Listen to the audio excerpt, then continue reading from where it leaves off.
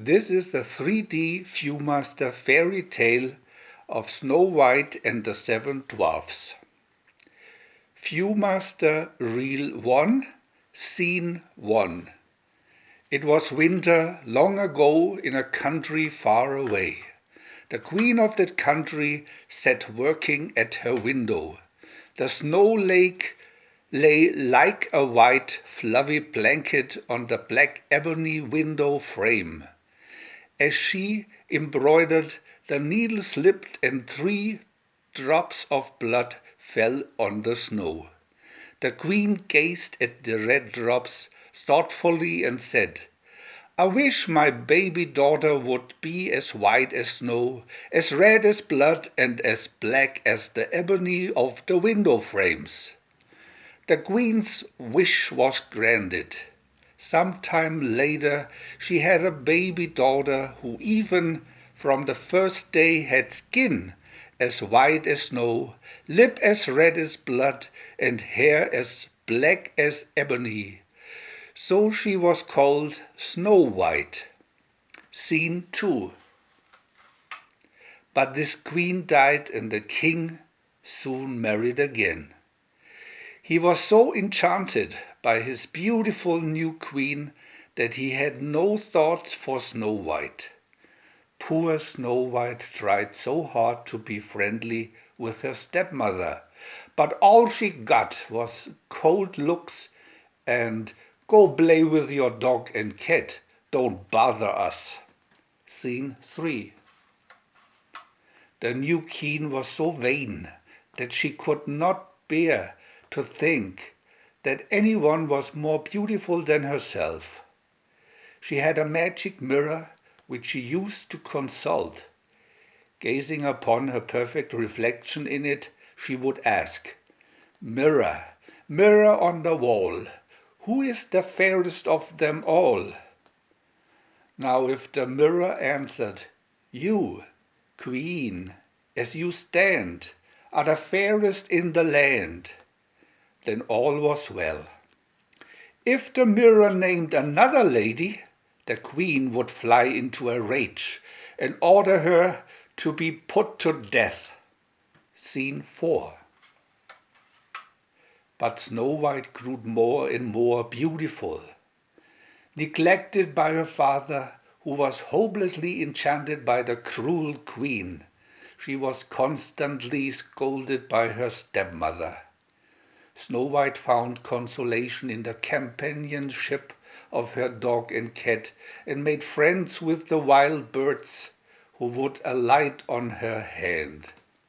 Scene 5. Snow White grew so fair that the queen was afraid to question her magic mirror. At last she could stand it no longer. She stood before it and asked it, "Mirror, mirror on the wall, who is the fairest of them all?" The mirror answered, "O queen, look deep within my silver glass. Behold the image of the fairest lass." The queen turned green with rage, and in the mirror appeared the image of Snow White. Scene 6. The queen gave a purse of gold to her cruelest huntsman and told him, "Buckle on your sword and take Snow White into the forest. Return alone." The next day the huntsman led Snow White into the forest on the pretext of finding a wounded deer. As they penetrated farther and farther into the woodland, Snow White danced merrily along, now stooping to sniff a wild flower, now pausing to listen to a chipmunk chatter. The huntsman found himself laughing at her antics, and his heart felt heavy. When at last they come to a part of the forest no one had ever seen before, he drew his sword. "The queen has ordered your death, Snow White," he said, raising the deadly blade. The poor girl shrank away in fear, But, he continued, I cannot bring myself to do it. However, your return would cost your life and mine. Flee deep into the forest and never come back. Scene 7. After the huntsman had left her, Snow White alone, suddenly homeless and thoroughly frightened, fled her through the woods, wondering what would become of her. The wild animals watched her timidly, and she drew some comfort from their presence. But as evening fell, even they left. Snow White was lost in the woods.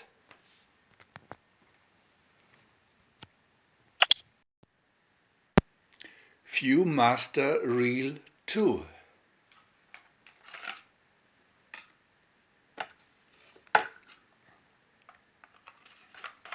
Scene 8. Her white dove, perched on the high branches, could see far into the distance. It flew down, flapping its snowy wings excitedly.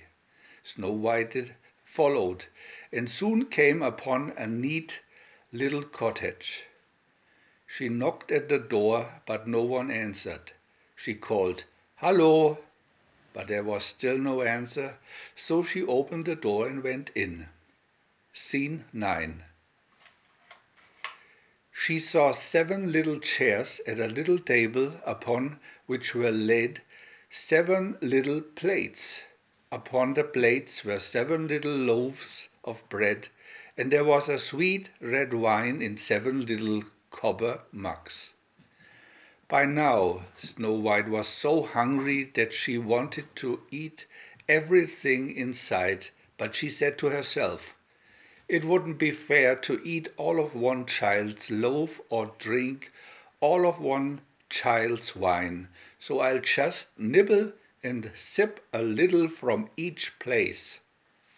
She could only eat a very little, for the long walk had made her very sleepy. Catching sight of 7 little beds standing beside the wall, Snow White decided to try them out.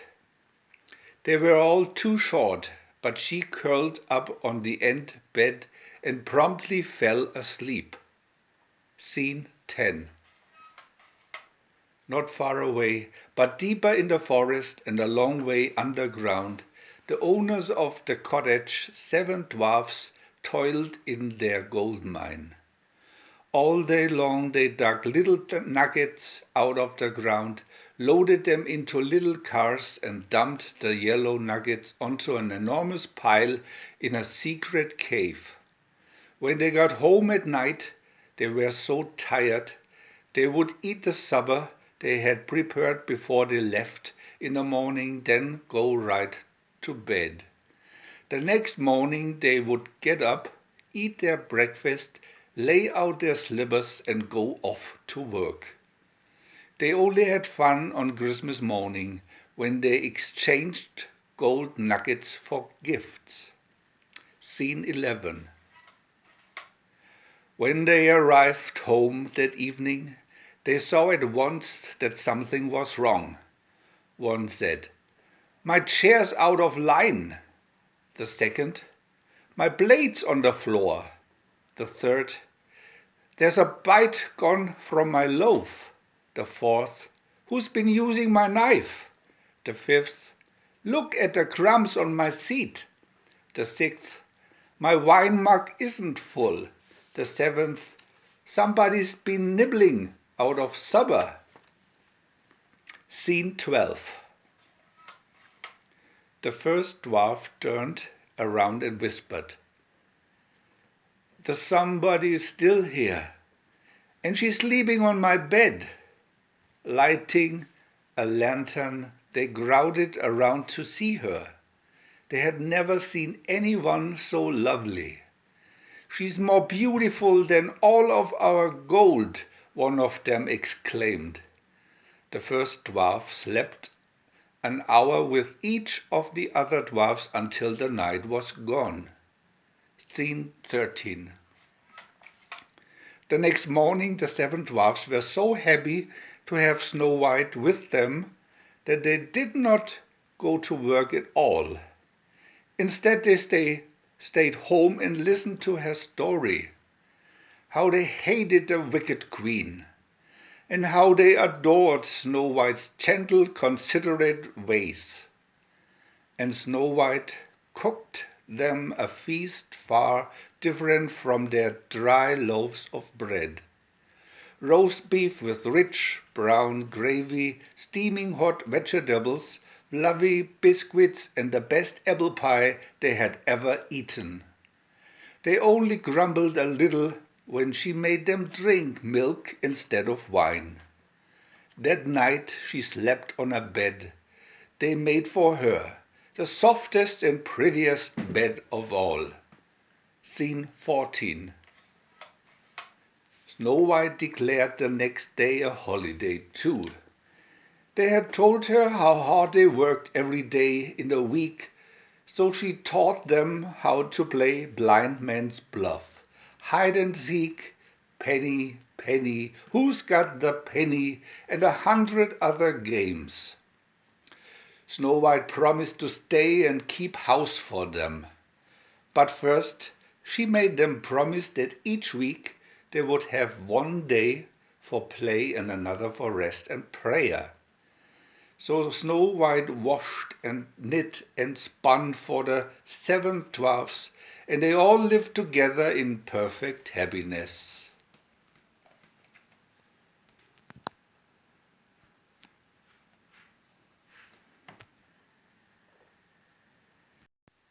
Viewmaster Reel 3.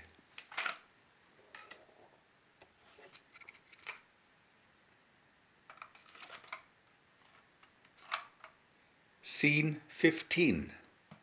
Meanwhile, the cruel queen was contented. Her huntsman brought back a jeweled box. In it was a heart, which he told her was Snow White's.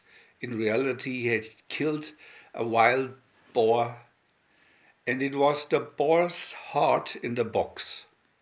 The queen was happy. Snow White was gone, and now she was the loveliest in the land. Many weeks slipped by before she had occasion to consult her magic mirror.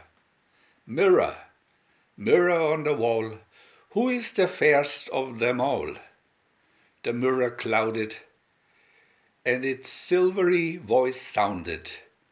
O queen, thy face is handsome still, but in the forests across the hill live 7 men so very small, and Snow White fairest of them all. Scene 16. The queen flew into a rage and looked herself in her tower chamber. She knew the mirror never lied, and she could not bear to think that anyone lived who was more beautiful than she was. Snow White must die, and this time she would do it with her own hands. She took a plain green apple and floated it over a witch's brew of strong poison. Soon one side was rosy and delicious to the eye, but this red side was full of poison. Next, the queen fashioned 3 disguises, a mask that would come alive as long as she wore it. Then she set out for the house of the 7 dwarfs. Scene 17. One morning after the 7 dwarfs had marched off to work, Snow White heard a cracked voice calling out, "Apples for sale!" Looking out the window, she saw an ugly old woman. It was really the wicked queen. "Come, girl," she croaked, "taste this apple. If you like it, I'll give you a whole basketful for a penny apiece." "I shouldn't," said Snow White doubtfully. "The dwarfs told me not to trust anyone." "Oh, you silly goose," said the old lady. Do you think the apple is poisoned? Here, I'll eat half of it. She broke the apple in half, and Snow White, not wishing to be rude, bit into the rosy half. The first bite was scarcely in her mouth when she fell to the floor dead. Scene 18. That evening the dwarfs found her lying on the floor, motionless. They tried to revive her by washing her face in water and wine, but no breath came from her lips. Wringing their hands and wiping their tears away with their beards, they laid her on her bed and watched over her for 3 whole days. At last they knew she was dead, but her cheeks were just as rosy, and she looked just as she had when she was alive. We cannot bury her in the cold ground, they said. Instead, they made a coffin of glass and set it in the forest. They visited every day, and one of them always kept watch. Her animal friends were always nearby, and the forest animals often visited the glass coffin. Scene 19. One day a prince, mounted upon a magnificent steed, came upon the glass coffin. Within he saw Snow White, who was still as lovely as she had been the day she was poisoned. He fell in love with her and begged the dwarfs to let him take her away to his father's castle. They refused to part them with her for all the gold in the world. He pleaded so ardently that at last they took pity upon him and gave him the glass coffin. Scene 20. The moment he lifted the coffin, the piece of apple fell from her lips, and Snow White began to breathe again. Then the prince knelt down, and lifting the glass lid, he gently kissed the sweet face of the beautiful princess. Snow White opened her eyes. "Where am I?" she asked as the prince raised her to her feet. All around them the dwarfs, animals, and all the forest birds were dancing in a gay whirl. The young man said, "Oh, Snow White, I love you more than anyone else in the world. Come back with me to my father's castle and be my wife." Scene 21. At first, Snow White was reluctant to leave the 7 dwarfs, but she had fallen in love with the wonderful prince. The dwarfs, however, urged her to marry the prince, but to come back often to visit them. The prince seated Snow White on his noble steed, and they rode away to his faraway castle, where they lived happily ever after.